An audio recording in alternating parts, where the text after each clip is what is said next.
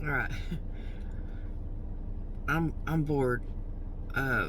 It's quarantine day 6, and I'm at a local truck stop down the road from my house because my Wi-Fi sucks, and they take food stamps here. Okay, I'm just gonna tell you the truth.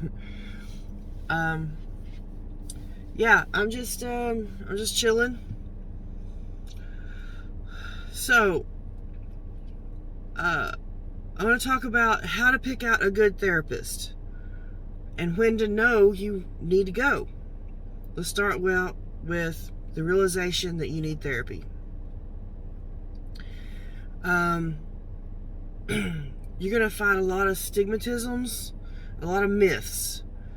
If you don't know what they are, I don't either. I just know from my personal experience, people think that you're crazy and that there's something wrong with you. Okay?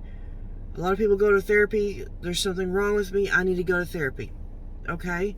There's two different kinds of therapy. There's your learning kinds of therapy, like you're learning your skills, you're learning your coping skills, you're learning what your boundaries are, you're learning all that stuff kind of in therapy.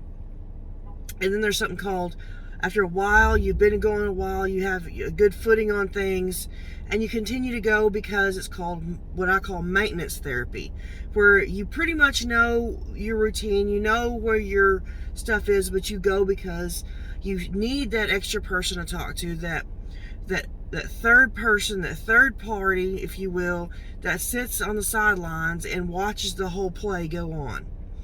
They're not the director. They're not even the producer. They're just an audience member that has an important role. They're more like, anybody knows anything about the theater, they're more like stage managers, okay? They're like, hey, you need to calm down. This isn't going to work, okay? A good therapist will recognize and step in and reflect back to you what's going on. A good example, I was in therapy the other day, and she's just pulling teeth out of me. You know, it's like I just wasn't in the mood for therapy that day. But I know that within myself, for my mental health well-being, that I have to go every week because I'm not good. I don't have a very strong social network of people I can just go talk to and get sound advice. At least advice that I want to listen to. So I go to my therapist. And she was talking to me and just asked me questions, and I was like, yes, no, maybe, I don't know. And I just wasn't feeling it that day. And she could know. A good therapist will know when you're just not in the mood that day. And it takes your part in being honest with your therapist. Don't waste your therapist's time. You know, I mean, they're there for you and they're getting paid for you to be there with you, sure. But a good therapist is going to be like, step back and say, you know what, I really feel like you're not with me today. Is everything okay? And they'll check in with you. And that will get the conversation going. At least it could. If you don't click with your therapist, it's pretty much like dating. I'm not going to lie. Maybe you don't like the agency. A lot of state agencies, they don't have good, well, at least in my experience, they don't have good funding systems. So they're going to have old furniture and an old building and overworked therapists that are pitiful on their pay. They don't get paid enough. And a lot of those programs, they're free for people that just come in off the street. That's their workload. They get 90% of their clients are poor, okay, and they need therapy because being poor it wreaks havoc on your mental health. I mean, I'm just not gonna lie, it's hard. Very special people make it out of being poor and make something of themselves, whether they're rich and famous or not is irrelevant. If you made it out of poverty, you're a hero in my book, okay, whatever you did. And so Those are state agencies. Now, privately owned agencies, depending on your funding source, if you have insurance that covers a certain type of therapy, whether it be cognitive behavioral or there's all kinds of therapy out there. And a good therapist will know how to switch gears between the different types of therapy that is required of you. Cognitive behavioral therapists they will give you homework. They're methodical and they follow the scientific process very well. But it doesn't work for everybody, especially creative types. People that are very creative in their minds, maybe artists or people that work in design or anything like that. That's just an example. But people that are extremely creative, extremely forward-thinking, cognitive behavioral therapy is not going to work for them. They're going to do the homework. Okay? But it's not going to work for them. It's not going to stick. So a good therapist will know how to switch gears and change according to you and according to what you need. Because if you ever have a therapist that makes you feel like they're the experts, leave. They're not the experts. You are the expert on your life. You know what's going on in your life. You know what's going on in your head. You know what you're feeling in that moment. Now, whether you can verbalize that yet or not is up to the therapist to lead you to that point. They do lead, but they also follow. It's a servant leadership, if you will. They serve you their services, their knowledge. They went through a lot of school and sat through a lot of boring classes and read a lot of dry books to sit there across from you and say, okay, this is what's going on. This is what you're feeling in this moment. Okay, and help you identify those feelings when you're feeling them, so that you can leave the therapist's office and practice that during the week. It's like you go to band class once a week to learn how to play the flute. Your band teacher stands up there. He's selling a service. He's teaching the class. He's teaching you how to play the flute, right? All right, big deal.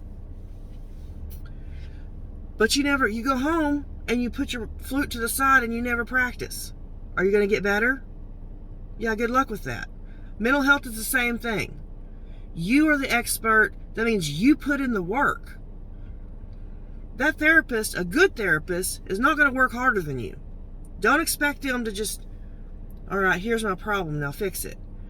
No, a good therapist, a great therapist, will expect you to fix your own problem. They will lead you to that point, but they're not going to sit there and say, okay, this is what you need to do. They're not going to give you advice, and they shouldn't. It's unethical. Ethics are, when I went to Southeastern Oklahoma State University, and I did my 2 years in the master's program, they sat there and drilled ethics into us. And in the undergrad program too, it drilled ethics into us. Ethics is extremely important when it comes to psychology, because there's certain boundaries, legal boundaries included, that a therapist cannot cross. If you live in a small town like I do, a lot of the therapists around here that I've talked to, they're like, okay, and they have to say this because people don't know. You walk into a therapist's office, you have a great session, maybe you high-five your therapist, or you fist bump, because that's the kind of relationship you have. If you're comfortable with a hug and you're comfortable with that, and you let your therapist know it's okay for you to hug me, they'll usually give you a side hug. If the therapist is comfortable with that, they have boundaries too. It has to be something that you discussed previously. Just saying. Not everybody's comfortable with being touched. I'm not. Anyways, so a good therapist will sit down and they will talk with you and guide you through it. I don't like to be interrupted. When I'm in a therapy session and I'm in the moment and I'm having emotions, I don't like to be interrupted. I like to feel my emotions and like to process through them in my head. And I'll need a lot of silence because that's what I'm required. Some people don't like silence. They just want to keep talking. So in that case, a therapist is trained to interrupt you and point out that's obvious to the therapist because they've been trained. And they have a certificate on the wall and a couple of degrees that says they're smart and they can handle this. But it goes back to that old-fashioned person meets person. You shake each other's hands and you get a feel for each other. That scent, the pheromones that you put out making friendships. Okay? It doesn't just work for romantic relationships. I believe it can work for other things too. You know, you get a feel for the other person, the vibrations that the other person puts out. And you can sit down just by the tone, the way the therapist addresses you. You can feel. And when you are a person that has trauma, has endured trauma either throughout your life or went through a traumatic event, excuse me, COVID. Anyway, you're going to feel the vibrations. You're going to feel the energy off that therapist. And if that therapist is having a bad day, like their car broke down, their dog died, their spouse left them, their kids are yelling at them, and they're not having a good day, they need to, and you need to speak to your therapist and say, are you okay? It's okay. Especially if you have that rapport, that relationship with the therapist, you can ask your therapist, are you okay? But if this is a first meeting, you're not going to come back. You're going to be like, ooh, I don't like this person. They're rude, or I don't like her tone, or she's too loud. Well, it takes courage to go to therapy, first of all. There's a lot of paperwork in the first few sessions that you got to sit and fill out. Okay? And if you're a kind of person that has trouble concentrating, has trouble focusing, has trouble reading, maybe you have a learning disability, maybe you just can't focus long enough to be able to read all that stuff, because you have your patient rights in there. You have your rights as a client, what they're allowed to do, what the agency's allowed to do, what you're allowed to do, and what has to be reported. Because what therapists have to go over with you is what's called duty to warn. Duty to warn. It means a duty to warn means that if you are in danger of yourself or others or both, or there is a court-ordered subpoena ordered by and signed by a judge, not a lawyer, signed by a judge, at least in the state of Oklahoma, they have to report those things. If you are like, oh my gosh, I'm going to go home, I'm going to KILL myself, and this is my plan, your therapist, a great therapist, will sit down and say, okay, let's make a safety plan. Let's talk about this. And they'll stop the therapy and focus only on that. And then they'll discuss with you about whether you should go inpatient or not. And if inpatient is a good fit for you. And if you're like, yes, I feel like that's what I need, that's called a voluntary intake. That's a voluntary intake into the hospital. Completely normal. Happens to a lot of people. Everybody needs a break every now and then. Alright? Then they have what's called emergency order of detention in the state of Oklahoma, where they can make you go against your will. And it takes a therapist sitting there going, I'm not so sure you're safe to leave. I feel that it's important that we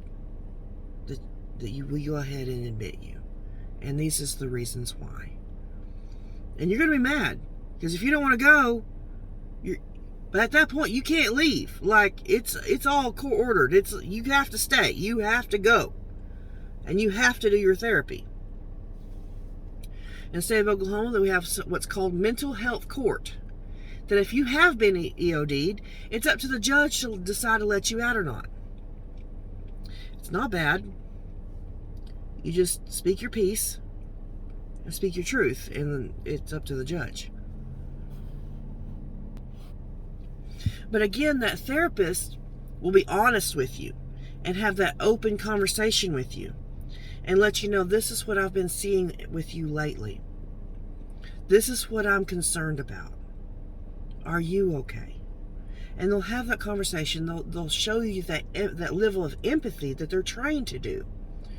And to do this job, you can't just walk in off the street and decide, I think I'm going to be a therapist today.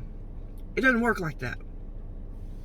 You have to already have a certain level of talent and a certain level of care to go into to be a therapist. Mental health is my passion, but so is God. I'll just leave it at that. Anyways, so a good therapist will sit there and talk to you about empathy, reflect back to you on your feelings, your thoughts.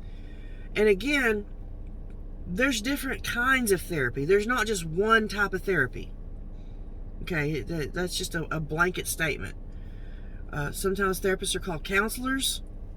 Either way.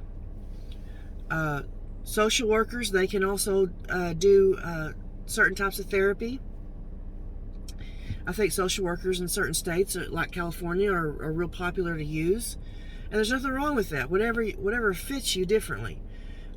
Social workers have a different approach than therapists. Therapists usually will cover your childhood and what led you to this point in your life, and some people need that. Some people need to review their old traumas. Maybe that's still bothering them in the present, and that's what makes it important. Sometimes there's people that don't want to do that, so they go to maybe they'll see a social worker, and a social worker who's trained especially trained, can stop you where you're at and discuss where you're at right then. And that's all that's what they do. And then you move forward from there. Some people need that. That's okay. There's no wrong way to do your therapy. Now, there's a wrong way for your therapist to do it, and they're very aware. A good therapist will be open with you. They'll be honest with you. And before they call CPS on you, because they have to do that. If you report to your therapist that your child is being abused, or they witness you be abusing your child, they have to, by law, report it. That's the truth. That's just a cold, hard fact. They're in healthcare just like a doctor is. And they have to report it just like a doctor. And a good therapist will sit down and talk with you about this first. They're not just going to turn around and just call CPS. At least they shouldn't. They should sit down unless it's a severe case. Now, I'm not saying that's every case, but I'm just saying most of the time a therapist will talk to you about it and get some more details before they just go jumping the gun and calling CPS every chance they get. It's not like that. If you're being abused, a good therapist knows to step in and say, okay, let's develop you a safety plan. Let's get you some local resources. Let's get you hooked up with a local advocate that you can talk to about the abuse. I can help you process it, but let's talk to this person or that person in the local community to get you somewhere safe, if that's what you want to do. But the bottom line is communication. The bottom line is being able to talk to this person and be open and honest with this person. Because if you walk in there and you're lying, you show up, six ways from Sunday, all messed up, either drunk or high on something, you're wasting that therapist's time, in my opinion. Because you're not taking it seriously. You need, if you're going to an addiction counselor, I'm not specialized in that. I'm not. I'm just going to tell you right now. I wasn't trained in addiction therapy. I just know a lot of people that struggle with addiction. I've lived with them, so I learned from them. And what I learn with people that struggle with addiction, they're not struggling with addiction. They're struggling with trauma. And they're learning to cope using drugs or alcohol or whatever addiction they're covering up in at the time. Maybe it's all of it. I'm not saying, let them move in with you and let them be around your kids, because if they're in an active addiction, they're not safe to be around. But I'm saying it's okay to love them and pray for them for a distance and let them know I care about you and I want you to get help. And when that time comes, I'll support you. But that's on you. And you have to set that boundary with somebody that's struggling with an active addiction. That's what I learned the hard way.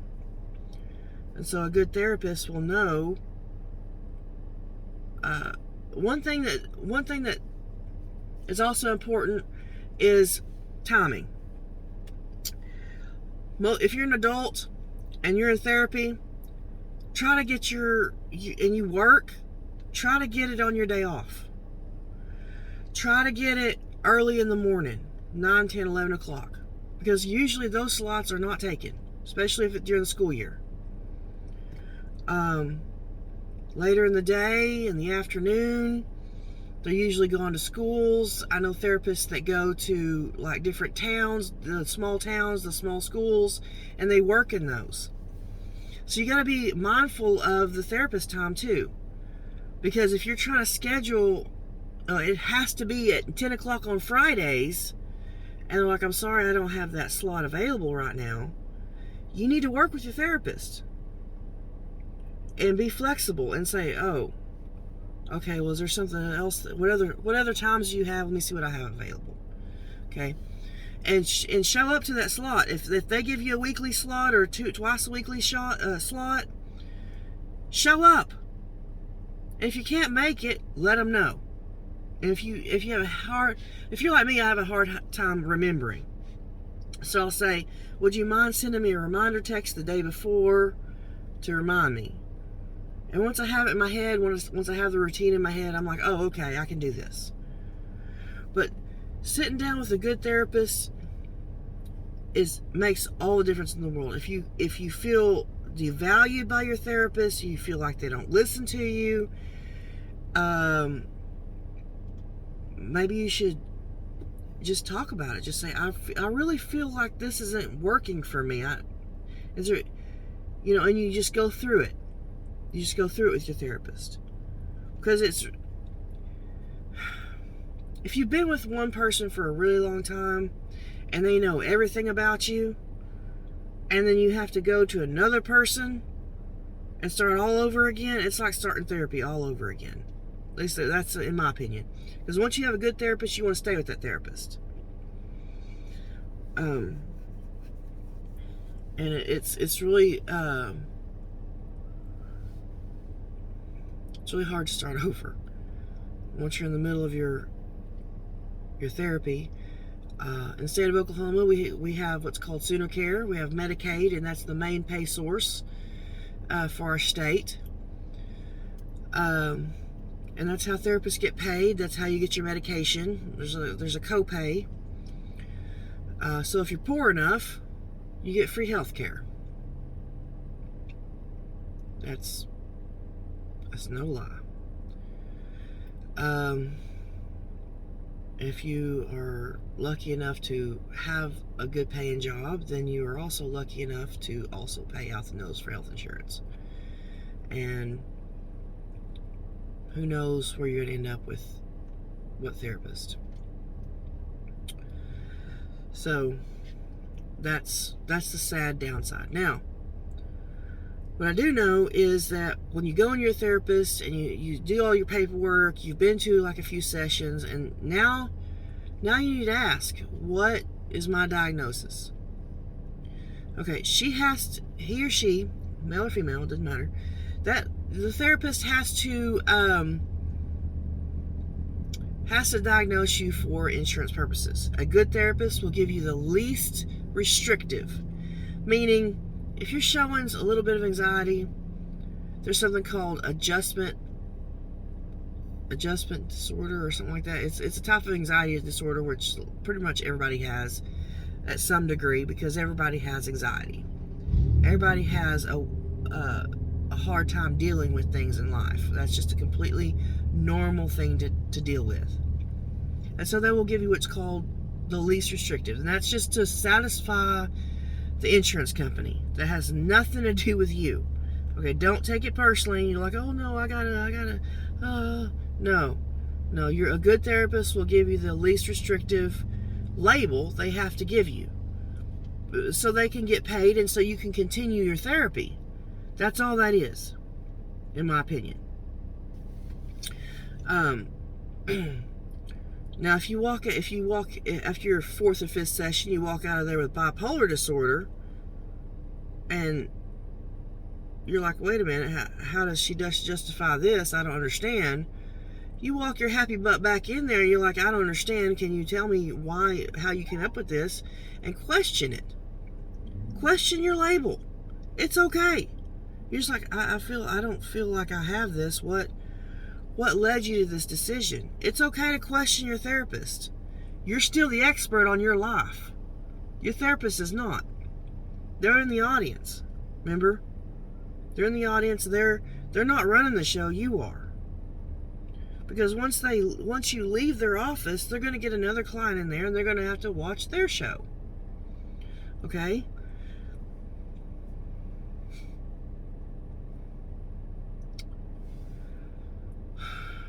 All right, well, that's enough for me.